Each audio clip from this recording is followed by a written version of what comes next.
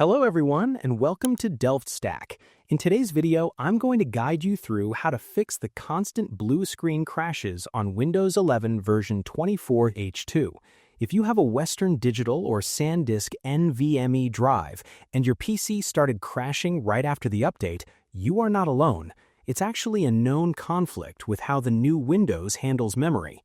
Now, an important update, the old repair tool has been discontinued, so I will show you the new correct way to fix this. Let's jump right into it. So, the safest fix is updating your SSD's firmware, but here's the trick. The old Western Digital Dashboard is basically gone. It has been rebranded to the SanDisk Dashboard. Go ahead and open your browser and search for SanDisk Dashboard download. Even if you have a WD black or blue drive, you likely need to use this new red-logoed SanDisk app because the old blue WD app often fails to find the server. Download and install the SanDisk Dashboard.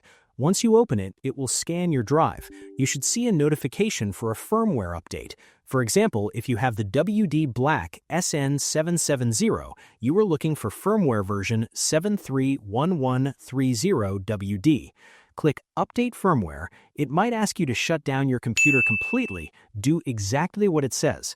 Once that update is applied, the crash bug is gone forever.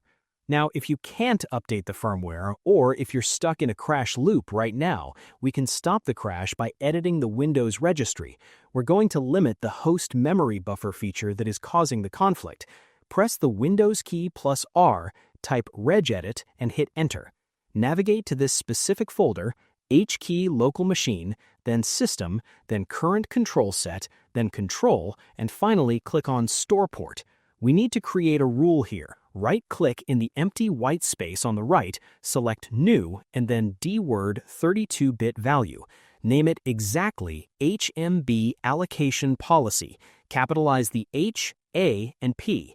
Double-click it and set the value to 2. This limits the memory usage to a safe 64 megabytes. Restart your computer, and it should be stable enough to use. If neither of those worked, your best bet is to simply leave Windows 11 24H2 until Microsoft fixes it automatically. Open Settings, then System, then Recovery. Click the Go Back button to return to version 23H2. This will instantly fix the crashes, and you can try updating again in a few months. And that's it. Hopefully you can finally use your PC without fear of it restarting. I hope you found this guide helpful. If you did, please give this video a thumbs up, share it with your friends, and subscribe to the channel for more tutorials. Thanks for watching, and take care.